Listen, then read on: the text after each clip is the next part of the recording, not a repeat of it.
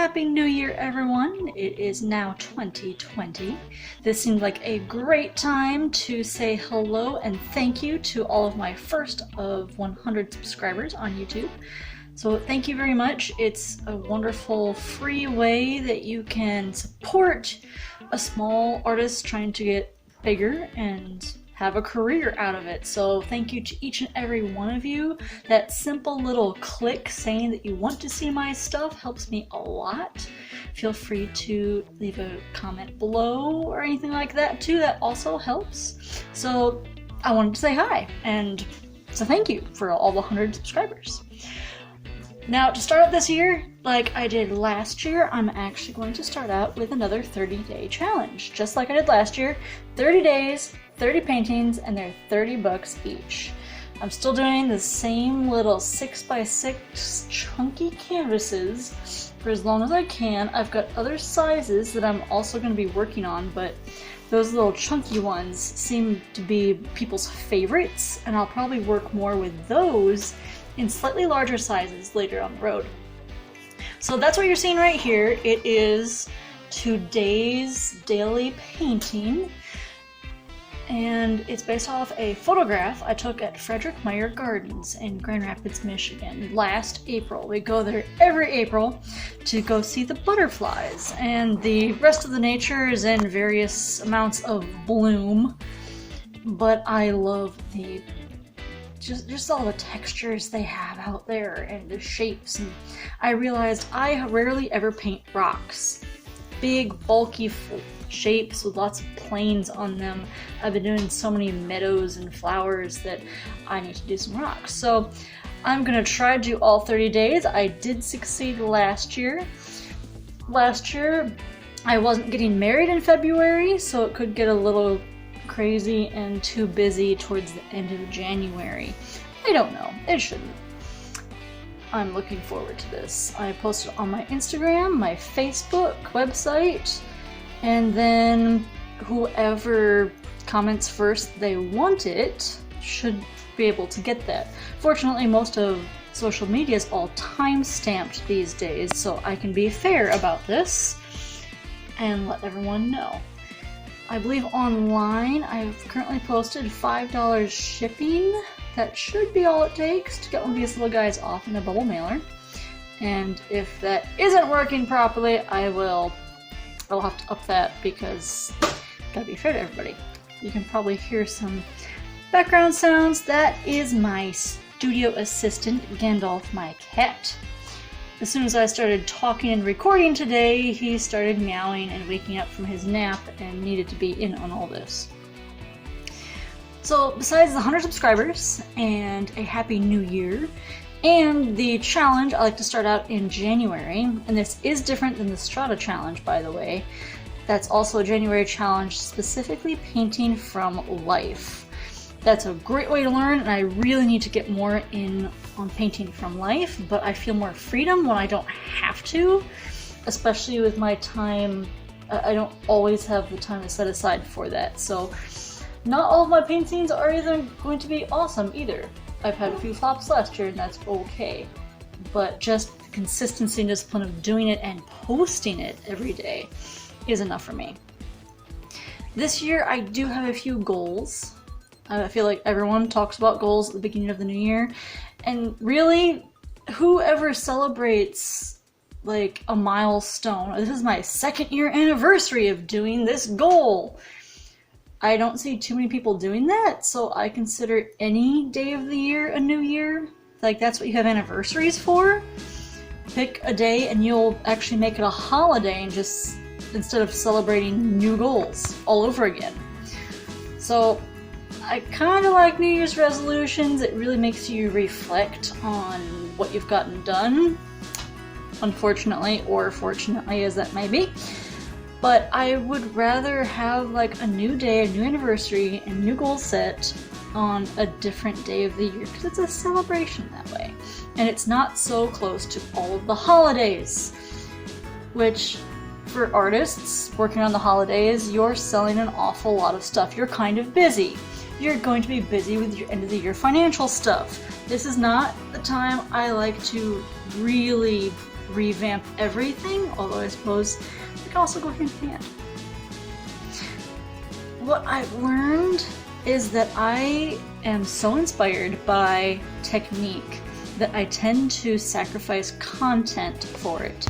I am inspired by textures and the way things go down, but that's not what people are looking for in artwork. They're not necessarily buying the artwork because it's gritty. They're buying it because it's a beach and they like the beach and they have good memories of it, not because I might have put like actual sand in it or something. But I am more inspired by techniques and how-tos than I am whys or whats, and I find that kind of interesting in myself. Even when I do local classes, it's more about the technique of how something is done. Like, ooh, I want to try this thing! I want to make things with bubble wrap! I want to go to the dollar store and buy a bunch of things that aren't brushes and paint with those. What will I paint with those? I have no idea. That is something I actually want to do on this channel. It's not about the brush. But I'd like to be inspired and find another passion in this subject. And I think that's going to be a different kind of career booster in a way. It's going to connect with more people. I always think about this in business terms, to connect with more people and think about little works of art as, well, little products. And that, again, fortunately or unfortunately, I don't want to turn it into this left brain math logic of selling the most. That's not what it's about. But I do want people to connect with it and to have myself connect with it. Like, well, why did I paint this subject? I want to have those whys back. And sometimes I can get more stuck in the whys than anything else. And it's the hows. Like etching and dry point. I love the bite that paper makes in the paper. I love that. There's a reason why I chose like traditional painting over a digital career in animation. I can't sit. It's the textures and the grit and the physicality of the process that I really love over other career choices right now. There's plenty of digital stuff too, but I need some goop on my hands.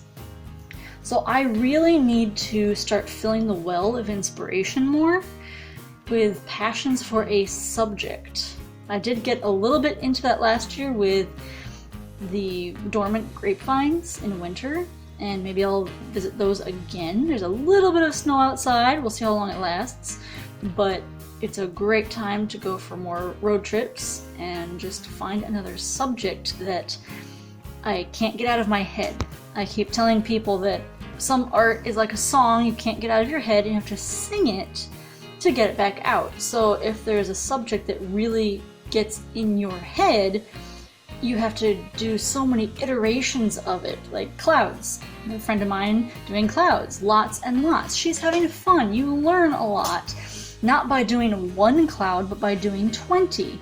And the fact that she still has passion doing the same kinds of clouds over and over and over again, it's practicing, and her joy in that subject is also going to come out. So my ADHD self needs to find a subject to stick to just for a little bit. Maybe every daily painting will be different rocks. Who knows? Different trees, different sculptures, different reflections. Now there's an actual idea.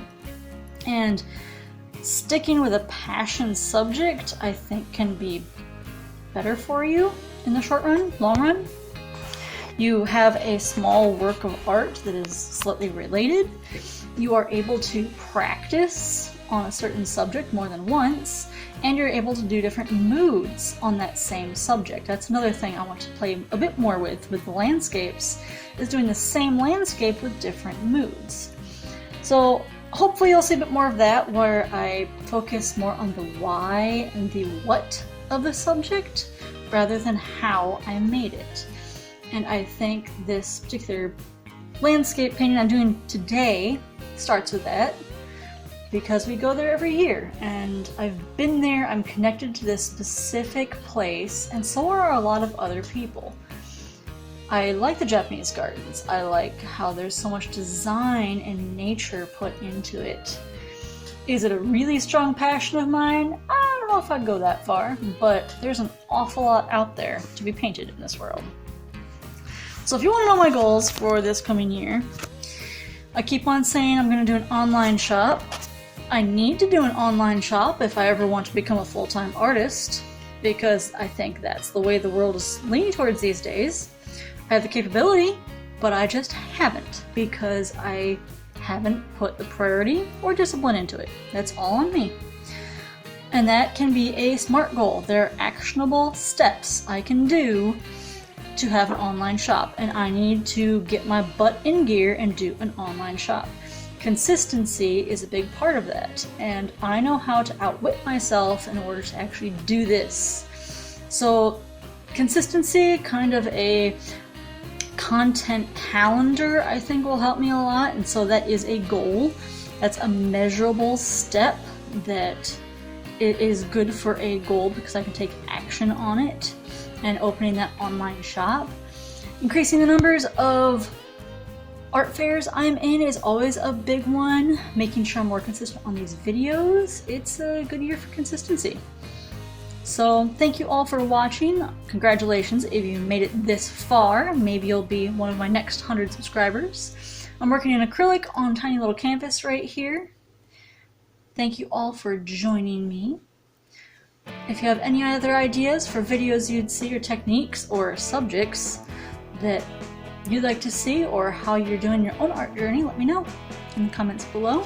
Of course, like and subscribe, because we have to say that at the end of all videos, I'm sure. And have a great afternoon. Thanks guys, Happy New Year.